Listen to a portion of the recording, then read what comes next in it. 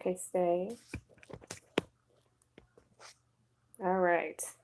Hey guys, when you come in, let me know you're here and just say hi so I know I can see comments.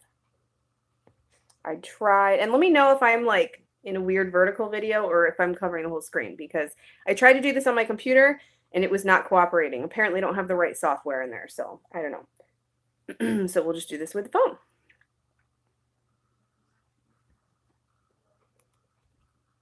All right, so for anybody coming in new, or if you're just coming across this, hi, how are you? I can see comments. Yay. Do I have like a weird screen or am I covering the whole screen? I need to know which way to put my phone. Okay, so for anybody new to my channel, my name is Jen. I am a homeschooling mom to 4 kids. My kids are from 4 to 13. We're doing preschool to right now 8th grade. We're finishing up 8th grade. And we have a small backyard homeschool. Awesome, I'm good. Thank you. Excuse me. So we have a small backyard homestead. We're in rural northern Illinois. And we are going to, at some point, be building a permanent homestead on land that we have. We bought 10 acres over the last couple years. So we'll be out there. But for right now, we are here in town, and we incorporate our homesteading with a lot of our homeschooling. And we are minimalist homeschoolers too, more eclectic. We have we do a lot of outside stuff. So a lot of Charlotte Mason and then child-led, and we do lots of different kinds of curriculum depending on the year, but loving the good and the beautiful this year. So I'm going to get into what topic I have for today, having patience in homeschooling. So I started doing this because, and I'm going to keep looking over here because I have little notes to keep myself on track so I don't like rabbit trail off because I do that. So my daughter got this cold that turned into tonsillitis, and it was just really rough. And then my husband and I both woke up one morning a couple days ago and we're like, now we have it. So now I'm at the end of it where he's just starting to really feel gross. And yesterday was probably my worst day, and I still had to homeschool, and we're having an ice storm. We just got that polar vortex. It was like negative 55 here with the wind chill. It was not fun. And we got through that. Then we had this huge heat wave over the weekend, and it was in the 40s and melted most of our snow. And then we're going to get an ice storm, and we're supposed to get, I think, up to half an inch of ice. So not fun. I think I prefer the snow over the ice. So I had to run errands yesterday and go grocery shopping because I'm not going to go out with that and try and get groceries and run errands and things. So we did all of it yesterday, and I still had to homeschool, and I felt so sick. So the stuff that didn't get done yesterday, I put on my plate for today, and I still don't feel great. I'm better, but I don't feel great. And we still have to get that done. And we have to get the rest of the things done that we didn't finish yesterday because we have co-op Friday. So we are going to be busy this week. And we got doctor's appointments, and my son has occupational therapy. And then my oldest is still going through evaluations for his OCD and things that he's dealing with. What was that? I missed that. It flashed on the screen and then was gone. 70 here, and I hate, hang on. It is 70 here, and I hate has not snowed in North Carolina. So I thought I saw somebody say that they got a little bit of snow. I don't know. It depends. I guess it depends on if you're closer to the mountains or not, North Carolina. I've got family there, and where they're at, they're closer to the coast, and she said she hasn't had any either. But I will take the 70s. I'll gladly trade with you. So, okay. So yes, I'm still sick, and I still have to do school, and my house looks like a bomb went off. And it just patience.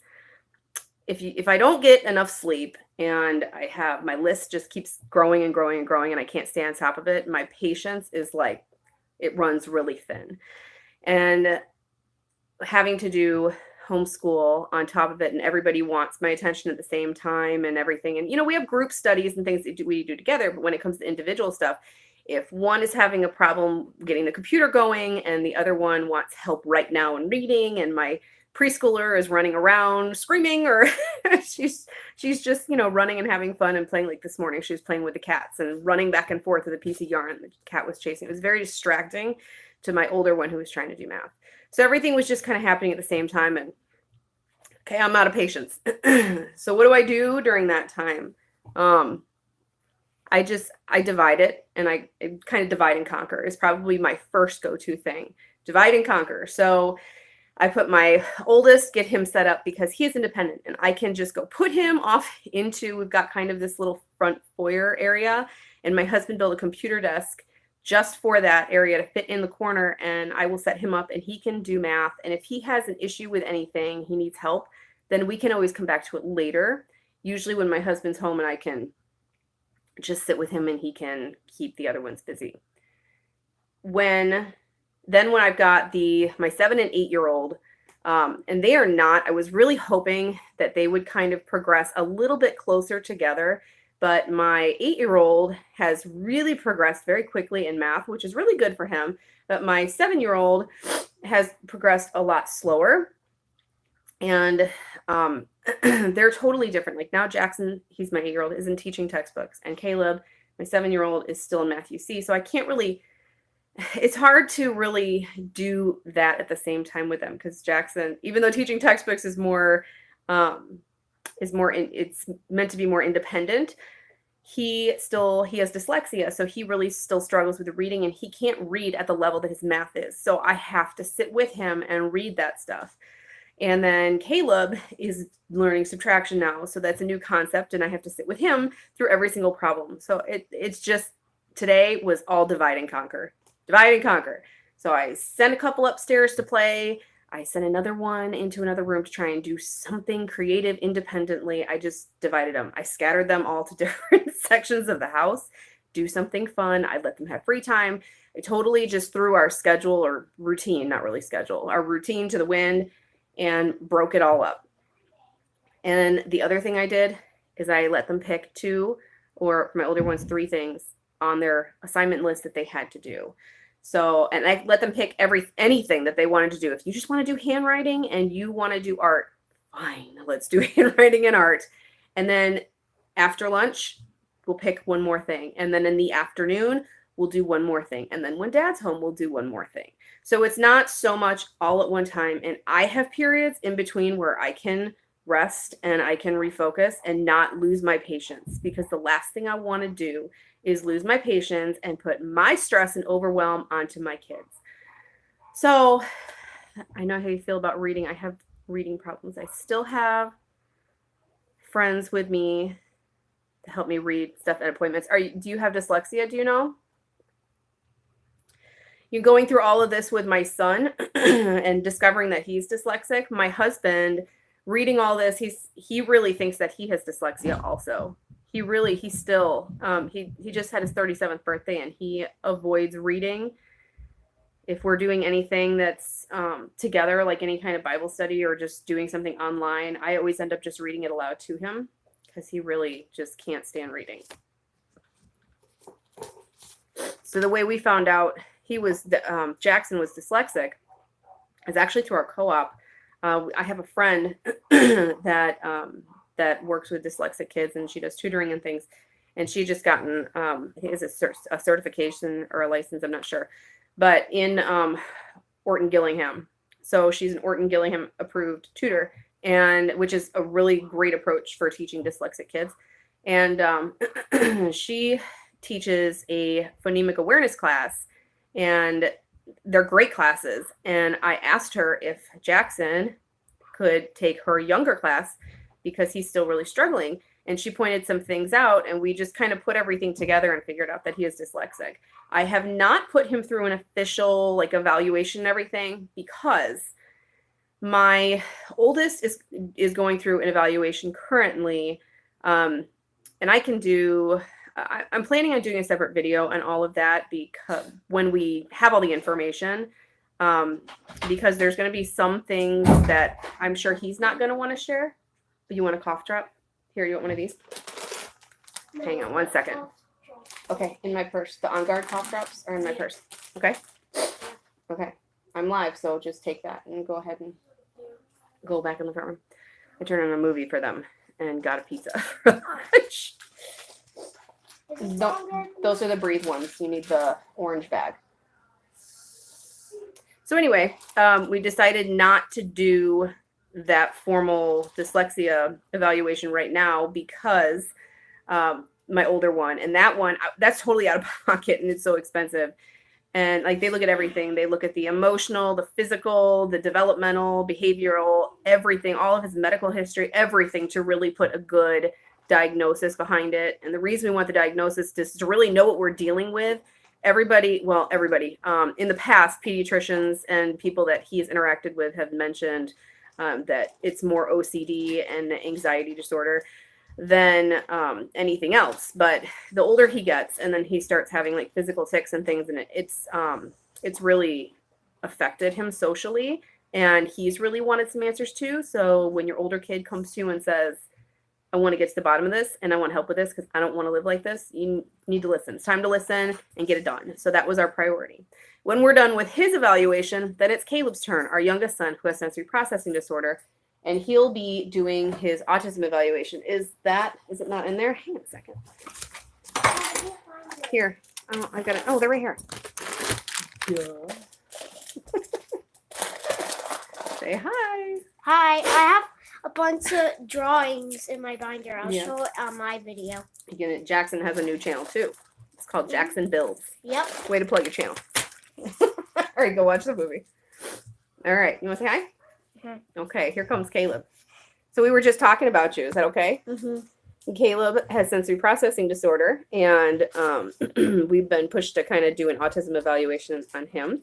So when we're done with Wyatt's, we will have his evaluation, and he now takes occupational therapy, and we'll see what else we're going to do, right? Yeah. Yeah. So we're wondering if he has dyslexia too, but a lot of the kind of markers for dyslexia can cross into some things that are from sensory processing disorder. So he'll be the first one to actually go through a full dyslexia evaluation also. At the same time, they do the full autism evaluation. So we'll just put an academic one in there too. You're still kind of messy from lunch. You gonna go watch the movie? No. Yeah. No. Yeah. No. You don't want to watch the movie? Can I print something When I'm after done. you're done? Yep, when I'm done. Okay, go ahead and take it up. Can I show Samson? No, you want to show Samson? Yeah. Okay. All right, and now here's Evie. Everybody has to come say hi. Say hello. Hi. Okay, I love your picture. It's beautiful. Can you put them back in your binder? Not all of them. Not all of them. We'll take pictures and show. Okay? All right, go put them back in your binder. Okay. So, and then everybody wants to come in at the same time.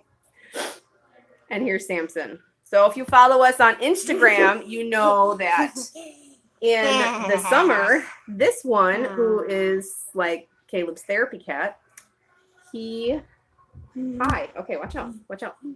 He got out, and he was gone for 2 weeks, and we thought he was gone for good. Why don't you go snuggle with him? Can you shut my door, please? Thank you. Nope, I want you to go in the front room and shut the door. Caleb, out, please. All right, you got to be quiet, and then you need to go out. Yeah, so we were really, really glad that we found him. So, anyway, so when you have, the third thing, when you have, see, now I'm getting distracted because my kids keep coming in and out. The third thing I do when I'm having a day where my patience is thin, is I tend to take the more complicated projects, which for us is always history. It's always history. History has always been the thing that is hardest to keep their attention for, no matter what our curriculum is, no matter what kind of fun things we have doing, if it's a read aloud thing, if it's a video, if it's a workbook, an art project, whatever. You're such a ham. That's always been the hardest thing to keep their attention with. So, okay. Play with cat, or you need to go to the front room. Can you tell him what kind of math I'm on? Yeah, I did. I told him you're doing math, you see, and you're just learning subtraction. Yeah. Yes. So, when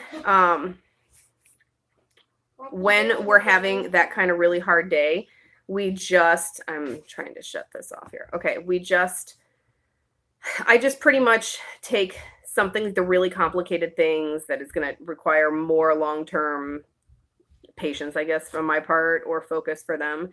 And I put those either on the weekend for us to do, because sometimes my husband works on Saturdays, so that's a good time for us to make anything up, especially since we usually only school 4 days a week during the week. So I will take a complicated project, and then I will just kind of put that to the side, and I will bring in something more child-led, something that they're interested in doing. If they're like my, this one over here, Caleb, really, really loves frogs, amphibians, animals, brave wilderness, any of the above.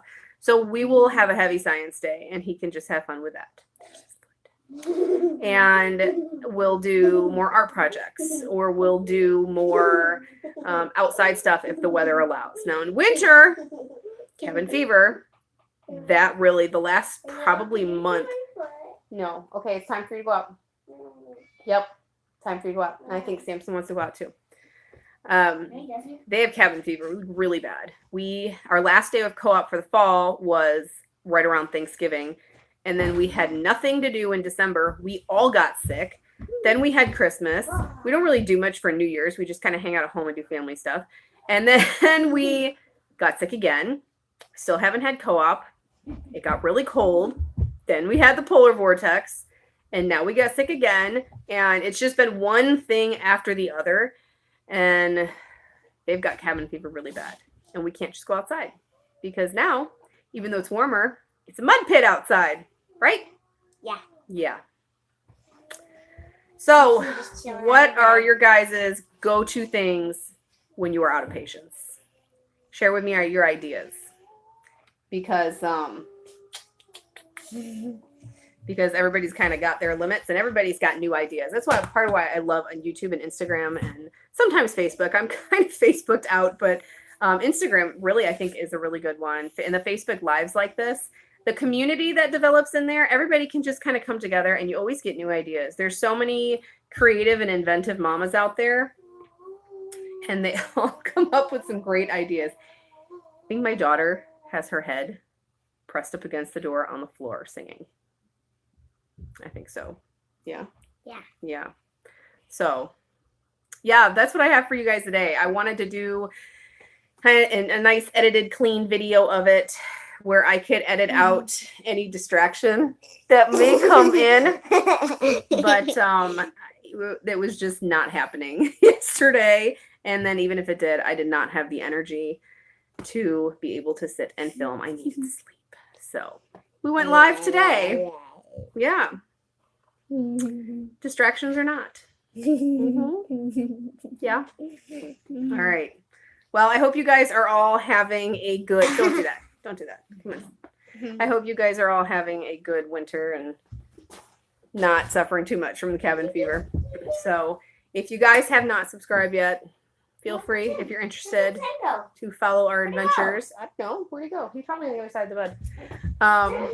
To subscribe. I'm trying to, with my new schedule, I'm trying to get videos out every Tuesday and Friday. That is not 100%, but that is always my goal, Tuesdays and Fridays. So thanks for joining guys today. And we will see you guys in the next video. You gonna say bye? Bye. Bye. Okay, now I got to figure out how to shut this off. All right. Bye. I hope. I'm going to stick around for a minute until I figure out how to shut this off. Thank you. Ooh, pretty picture. Thank you. Because the button's not working. Put it on the bed, okay? Okay, what does this do? Oh, look. You can change. There's filters on it. That's not it. Yes. Okay. Now